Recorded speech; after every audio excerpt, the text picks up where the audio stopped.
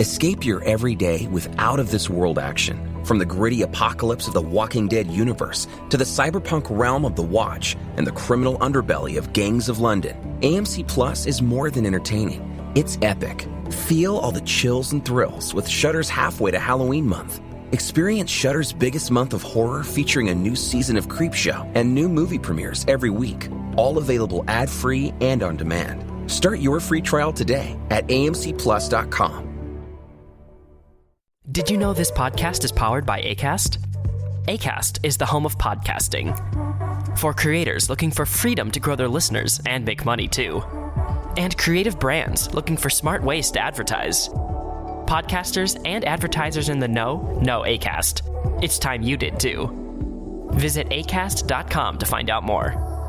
Acast, for the stories.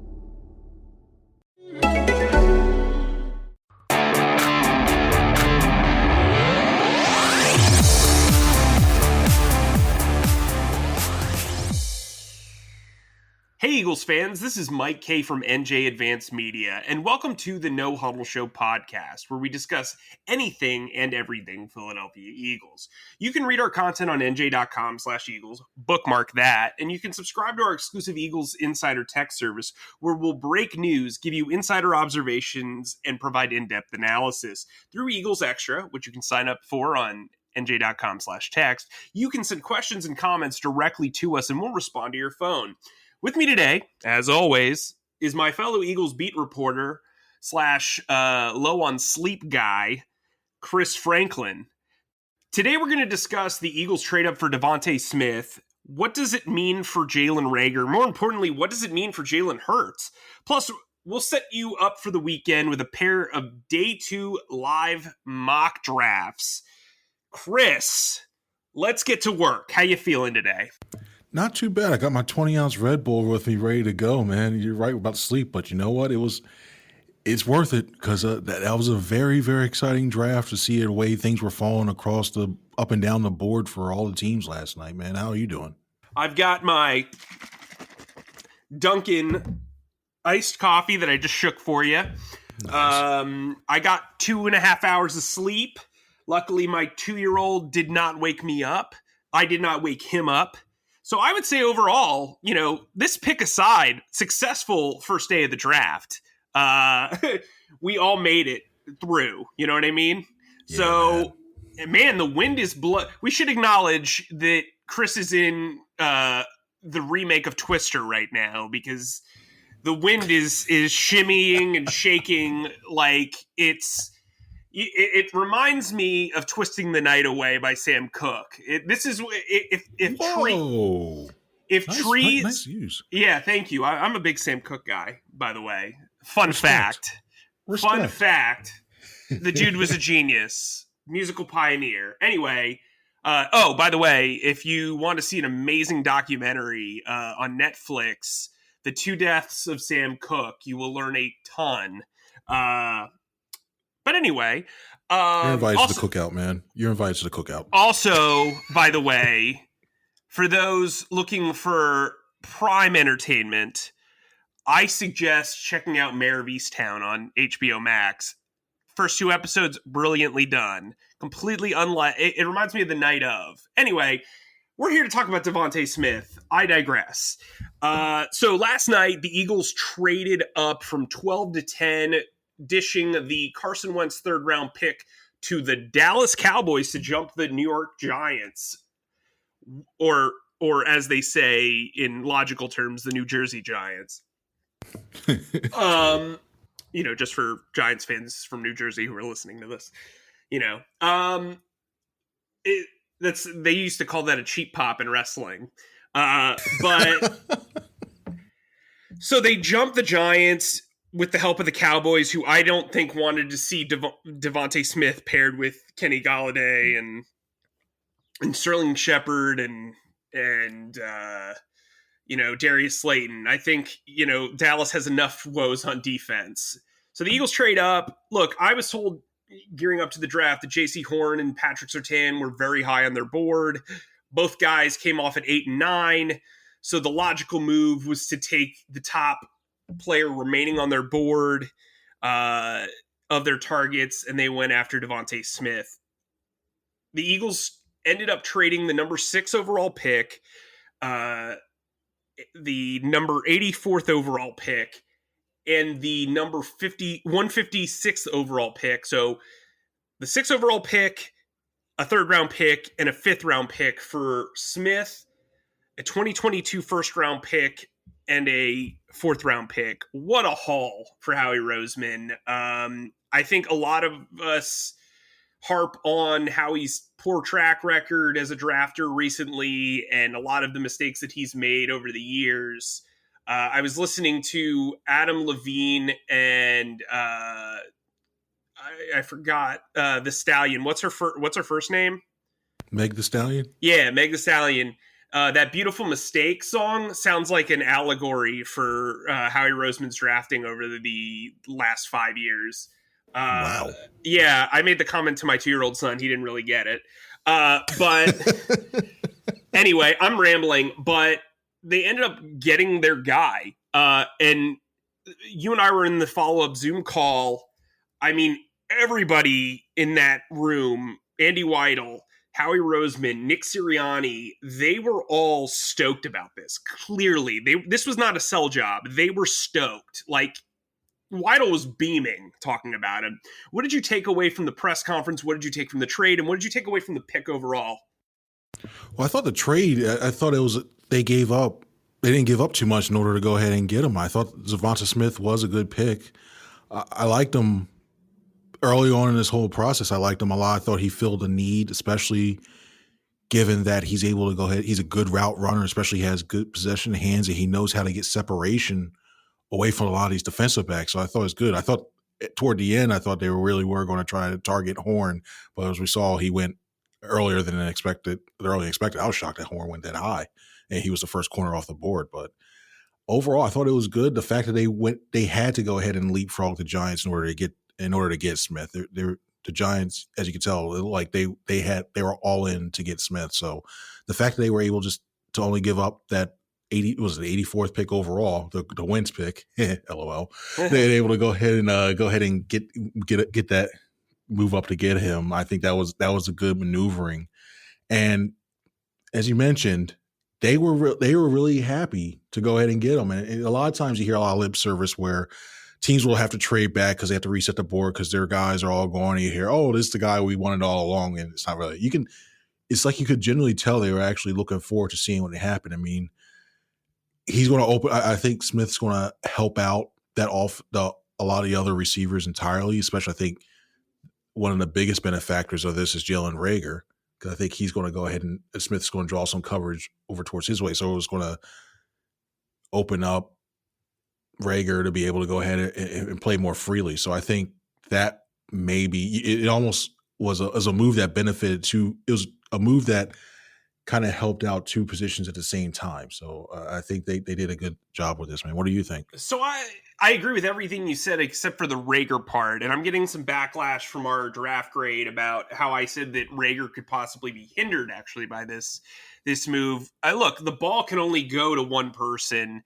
When you take a guy 21st overall with the wide receiver depth that they had, you would presume that he would be able to be a 1,000-yard receiver. I don't know if DeVonta Smith works as a non-bulk catching machine. Like, he's a guy I want to catch 100 balls a year. And so, look, you could have like a Jeremy Maclin, Deshaun Jackson sort of thing, but Jeremy Maclin really didn't break out until Deshaun Jackson left. So, look, I don't think this is saying the Jalen Reagor pick is a mistake. I don't think it's viewed that way internally. But I do think that Reagor's role is completely different this year than it was last year. And by hindering, maybe hindering is not the right word, but like, to me, this changes the scope for Jalen Reagor. I also think it's good news for Travis Fulgham. I think Travis Fulgham is going to rotate with Smith at the X spot. I think he's going to rotate with Reagor in the slot. I think when you see 3 wide receiver sets, you're probably going to see Fulgham at X, Smith at Z, and Reagor in the slot. I think that's an incredibly enhanced 3-man look. which gets into my next point. Jalen Hurts is the biggest benefactor of this pick. Let's get into why. There are a lot of fans that are clamoring for the Eagles to publicly acknowledge that Jalen Hurts is the guy. Well, guess what? With their actions yesterday, they basically did that. They traded up to land his former teammate, a wide receiver, to better the environment around him. Passing on Ohio State's Justin Fields, who I think we can all agree probably is higher upside than Jalen Hurts at worst. I think he's a better prospect. So much so that the Bears traded 2 first-round picks to get up to him with that next pick in the Giants. This is the Eagles are building around Jalen Hurts, not on top of him, as I wrote earlier today. That's a huge sign of encouragement. It's a sign of commitment, at least for this season, barring a massive trade for Deshaun Watson that comes out of nowhere after his legal issues are resolved, if they get resolved. I just think this is the endorsement that you're looking for. Look, pomp and circumstance aren't really Jalen Hurts' thing.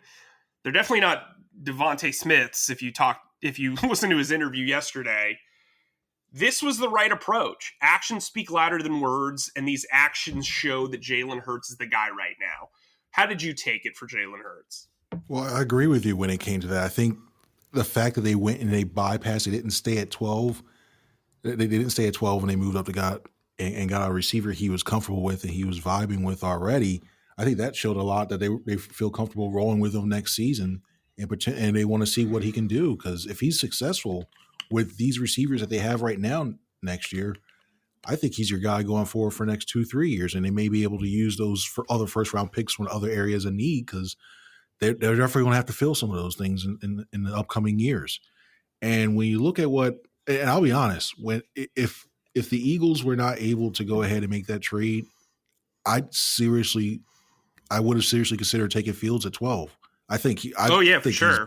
He's better. To me personally, I think he's better than Zach Wilson. I think I'm a little worried for Joe Douglas up there in New York, because I have my own questions about Zach Wilson. But he looks like a Cabbage Patch Kid a little. Nothing wrong with that. He looks kind of like my 2-year-old looks just about as old as he does. So it's going to be interesting. Sorry to cut you off. Go ahead. Sorry. No, you're good. No, you're good. That's going to be a big adjustment, I think, even with Wilson. He's shell-shocked a little bit. Wait till he gets to New York. So that's going to be interesting. But overall, I mean, I think that Hurts is going to be the guy. I thought he showed improvement from the first time we saw him in training camp all the way through till that last game against the Giants. He showed improvement, and he's only going to get better. So he still brings a lot of stuff, and the intangibles, everybody seems to fall behind him as well too. So there's a lot of things he brings to the table, and the Eagles should explore going beyond not just next season, but in the future as well too with Hurts. So I'm all for it. Let's get into Howie Roseman, okay? Because he nailed this, in my opinion. I gave it a B+ because they did have to trade up for him. Had they landed him at 12, I would have given it an A. A lot of people gave me flack about that, but before the draft, I'm not a flip-flopper. I'm not one of these radio people that just puts out takes. If I don't believe something, I don't believe something, and I take it into account. Chris is the same way. Before the draft, I said there were 4 guys worth trading up for: Patrick Surtain, Kyle Pitts, Jamar Chase, and Justin Fields. DeVonta Smith wasn't one of them. I can't just then go back and be like, well, gee, guys, now he's suddenly worth it. I'm not that type of guy. I don't change my stuff on a dime. Everything I say is educated. Everything Chris says is educated. That's what we're doing here. We don't want to give you any fluff. So now that I've gotten off my pulpit, I guess. You know who the biggest loser of this is? Who's that? John Hightower. Yeah. So John Hightower is a straight line runner. He runs 9 routes. That's the only thing he really does. Didn't want to play special teams last year. Didn't play on special teams. Was benched. Quez Watkins can play in the slot. He's got a lot more lateral quickness, lateral and vertical quickness. This is not a good sign for John Hightower, who I didn't think was going to make the team anyway this year, but geez, Louise, the writing is on the wall. I mean, like, not intentionally. I don't think they were like, yeah, we're totally going to spend a first-round pick and trade up to get DeVonta Smith because we don't think John Hightower's worth it. But just when you look at what's going on with this roster, I think Greg Ward's kind of like the glue in there. I think he makes sense as a fifth wide receiver. Like, that's what he is to me. And a decent one at that. He can also be a punt returner. Now that he's probably not going to have as much wide receivers reps, he's probably going to be more willing to return the ball. I look at Quez as that number 4 guy who can rotate in the slot, and Z along with, Rager and Smith. And then you got Fulgham, who can play all 3 positions as well. So the way I look at it right now, if they keep 5 wide receivers, it's Smith, Rager, Fulgham, Quez Watkins, Greg Ward. And frankly, with the lack of size on the roster, I'd probably keep JJ over Hightower at this point. I mean, I probably wouldn't keep either one of them, but like for the investment, you know what I mean? Like, Did you know this podcast is powered by Acast? Acast is the home of podcasting. For creators looking for freedom to grow their listeners and make money too. And creative brands looking for smart ways to advertise. Podcasters and advertisers in the know Acast. It's time you did too. Visit acast.com to find out more. Acast, for the stories. See, I thought JJ's the odd guy out, because I look at, I know they used a higher draft pick on him as opposed to Hightower, but I thought it was really telling when Sirianni made that statement of he wants that flexibility of the guys being able to play different positions. And you look at what JJ's able to do. Sure, he's more your prototypical X type of receiver, the guy who's more your possession receiver. But when you look at some of the other stuff, he doesn't have that blazing speed. You can't teach the speed. I know everybody that's cliche, can't teach speed. He hasn't shown that he's been able to reliably catch the ball when you do that. And at least with Hightower, you at least have some speed that you can go ahead and stretch a defense, at least threaten a safety or 2 safeties down the middle, going, hey, I got to respect it because I don't want to get beat deep. Even he's shown in the past that he's dropped a few of those deep things, but you still have to respect that deep speed. And at least with JJ, you just know, like, hey, you know what? I'm going to look 15 yards in, and I can go ahead and cheat up a little bit, and I'll be able to press him. He's not going to get that much separation. So for me, I would look at, if it came down to, say, the final cut day and you have JJ Arcega-Whiteside or John Hightower, I'm keeping Hightower, and JJ, I'd send Packett personally to me. So what I would say to that is, and let me clarify, I've been told by multiple sources that Hightower didn't have interest in playing special teams. He had some trouble with route running, and the playbook. That doesn't mean that he won't gravitate towards a new coaching staff. I think it's well documented that last year's staff kind of dropped the ball in general. So I don't want to make this as a John Hightower bash session, but I also think when you look at that, if you're going to have that same view, you should probably have that same view with J.J. Arcega-Whiteside as well, now being in the second year with Aaron Moorhead, also being with a new staff that has Kevin Patullo and Jason Michael and Nick Sirianni, all who have a lot of experience coaching wide receivers and offenses. So, look, I think we both... What grade do you give the Eagles for the Smith pick? For the Smith pick, being able to go ahead and maneuver up. Yeah, just the pick. Just the pick. Just the play. Itself? Yeah. I'd give it A-. I've been really high on this guy. I really think size be damned. I think this guy can really be productive in the league, and he just impacts so many things this offense can do. So I'd give it an A-. I'd give it a B+. Now, for the overall value, I give it probably an A-. But I feel like you've got to look at like the situation and how it all played out in the process. It's more about the process than the final result too. And look, I'm not the hardest grader, but I do think it wasn't perfect, but it was a very, very, very good outcome. We won't hold you. We won't say you're the East German judge. You're not that. So from that standpoint, let's move over to day 2 because there's so much talent on this board. It's just ridiculous. And so what's your outlook going into here before we start this mock draft? If I'm the Eagles, I'm looking on it. It's definitely going to be a given. I look at the defensive side of the ball, and I'm primarily looking at edge rusher just because of the depth chart. You look at Brandon Graham's getting older. Derek Barnett, even though he picked up a 5th-year option, you don't know if he's injury prone, and you don't know if he's going to be here next year. And you got Josh Sweat, who's played well, but there's also injury concerns with him. And beyond that, you got Joe Hoosman and the international pathway player Matt Leo, who, granted, I wanted to see in the last game of the season, but I don't think he's going to be making any waves or anything like that. So I definitely think they should address edge rusher. And if one of the guys, if we do this draft still available, is not there, then you look cornerback. What about you? Look, I think there's so much defensive talent here. I agree with you with edge rusher, but I'll say it. I've said it once. I'll say it again. I love being a turtle. And also the Eagles' biggest need is cornerback. Like, it's not even close. I think Eric Stokes coming off the board to the Packers late in the first round was kind of a yikes moment because I thought he would get there to 37.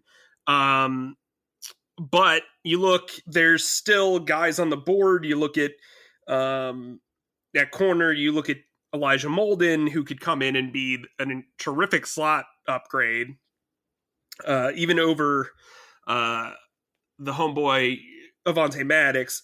Asante Samuel Jr., I mean, I feel like that's the most obvious, like, linkage, right? Like, yeah. I don't think the fan base could get any higher on this draft if they come away with a guy like DeVonta Smith and Asante Samuel Jr. in the first 2 rounds. Or Kelvin Joseph or Aaron Robinson. Joseph and Aaron Robinson, those two, I'd be happy if they got them too, if they went cornerback. Those guys are both there. Look, I think they're going to turn to defense, like you said. Here's a list of big name players that are still available. Notre Dame linebacker Jeremiah Owusu Koromoa, almost got it there. Georgia edge Azeez Ojulari, who apparently has been reported to have some knee issues, and that's why he fell. Alabama defensive tackle Christian Barmore. I actually think he's the guy that they would want. Alabama guard Landon Dickerson, Oklahoma State offensive tackle Tevin Jenkins, Washington defensive tackle Levi Onwuzurike. I can't. I'm going to butcher that name. Sorry to him and his family. Minnesota wide receiver Rashad Bateman, Ole Miss wide receiver Elijah Moore, Texas offensive tackle Samuel Cosme, Missouri linebacker Nick Bolton, UCF safety Richie Grant, UNC running back Javonte Williams, TCU safety Trevon Moehrig, who I love. I think he'd make a lot of sense, even with Anthony Harris being here. Wake Forest defensive end Carlos Basham, who I think would probably be on the short list for the Eagles today. Creed Humphrey, the center from Oklahoma, Texas pass rusher Joseph Asai, LSU wide receiver Terez Marshall is still there. Notre Dame offensive tackle Ian Eichenberg, Purdue wide receiver Rondell Moore. You mentioned Kelvin Joseph, Michigan guard / tackle Jalen Mayfield. I mean, Georgia cornerback Tyson Campbell. There's a lot of talent still available. To me, the right move would be to trade back and try to get something close to the 3rd round pick you lost in the trade up with the Giants. So today, we'll do a little bit of a mock draft for day 2 with the 2 picks they have and no trades. But check out my mock draft that included trades on NJ.com/Eagles. Did an interesting trade back with the 37th overall pick. Still landed a premium defensive lineman and then some. It seems to be doing pretty well on Twitter. So Pick number 37. Who you going with? With the 37th pick, and if he's still down there, and it's a big keyword if, and I don't know, because especially I think Ojulari still, even with the knee issues, I still think he goes high. If he was there, I'd take him, but I think he goes. I'm looking at Morig. I know I spoke about edge rusher and cornerback being a need, but I think also when you look at the safety position, Rodney McLeod's coming off of ACL and he's getting older. You have Kayvon Wallace, you brought him back as well too. I think they just need to get younger at that position, and I think he brings enough versatility to be able to help the secondary in the long run, especially if they play the zone defense, especially in the cover two. It'll be a good combination going forward if they're able to re-sign them. And if you want to go ahead and move on from McLeod, you're able to do that as well too. So when it comes to the value of the player that's available there, and if he's still sitting there, I'm going Trayvon Morig. If they can't trade back, I'm going to play to the fan base and go with Asante Samuel Jr. I think it's a great story. I think he would do very well in zone coverage. I think that fits what he does best. He's a little bit smaller for man coverage. So, yeah, with the 37th overall pick, Asante Samuel Jr. So let's move to 70. They now only have one third-round pick. Who do you think's going to be there? Who are you taking? I'm going Jabril Cox. Okay. I really think he'll still be on the board at that moment. And this team really needs long-term linebacker help. And I think he's dynamic. I think he has the potential to be a 3-down linebacker, in my opinion. I think he'd be a 3-down linebacker in this. I think he moves well enough to go ahead and be that cover linebacker in the zone. And if you run that Tampa 2, he still moves well enough to go ahead and cover those tight ends as well too, or those running backs that leak out the backfield and try to go across the middle. So I would go Jabril Cox if he's there for that. Where are you going, man? I'm going to go linebacker too. I'm going to go Baron Browning from Ohio State. I think he would be a really good will linebacker long-term for this team.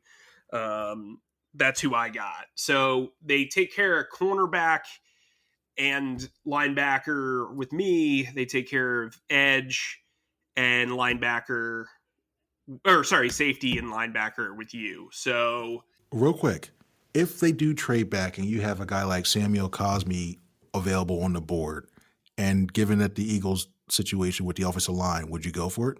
Yeah, I'd consider it. Another guy I think they would really like is Landon Dickerson. I think he makes a lot of sense. Nick Bolton's a guy who appeals at linebacker. Joseph Asai is somebody I find really intriguing.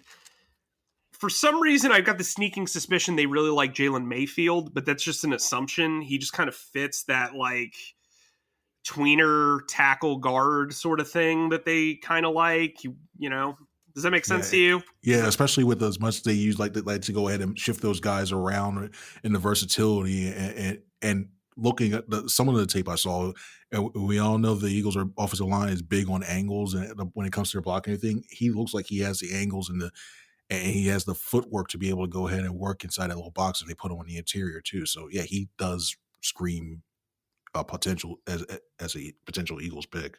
Yeah, if I had to guess their short list of 5 today, because, you go 33, 34, 35, 36, 37. So there's 5 guys. My guess is it's Barmore, Moreg, Cosmi, Samuel, and then probably Basham. Barmore, Mayfield, Cosmi, who did I say? Man, sorry. It's the lack of sleep. So let's get this right. Barmore, Mayfield, Samuel, Morig, and either Basham or Tyson Campbell, maybe. I don't know. That's tough. I think they probably have 10 guys, and so that way they feel good about trading back, is my guess. Because there are at least 10 guys here that would be a great pick. I think Jeremiah Owusu-Koramoah. Oh, I nailed it that time. Bam. I think that he could be a Malcolm Jenkins-like player for this team. He also fits the attack mode of a will linebacker for them. He can also play in coverage. He can be a dime linebacker. He's a guy that, look, I normally don't like Notre Dame defensive players. He's probably the guy that I've liked the most since Jalen Smith way back when, before he blew out his knee. Yeah, but I would not be shocked by Barmore. Barmore to me just screams them. Same with Mayfield. Same with Samuel. So I think those are the three guys I'm really looking at. But Chris, we got a lot of work to do. So let's sign off. Remember, you can sign up for Eagles Extra. Chris is taking over the Eagles Extra account throughout draft weekend. He'll be going back and forth with you tonight, Friday, and Saturday during the draft. You can sign up for free for 2 weeks, get all this exclusive content, news. We put out a lot of stuff yesterday on NJ.com/text. You can make sure you give us 5-star ratings and download the No Huddle Show podcast wherever podcasts are available. We've got a lot of great content on NJ.com/Eagles. I did my pick grade. We did a mock draft. Chris did a great story about DeVonta Smith's reaction to being drafted by the Eagles. I wrote about how DeVonta Smith is now the biggest endorsement that Jalen Hurts has gotten so far. We broke down all the picks. And then I told a story about how the Eagles brass fell in love with DeVonta Smith. So make sure you check all of that stuff out on NJ.com/Eagles. For Chris, I'm Mike. We will talk to you very, very soon.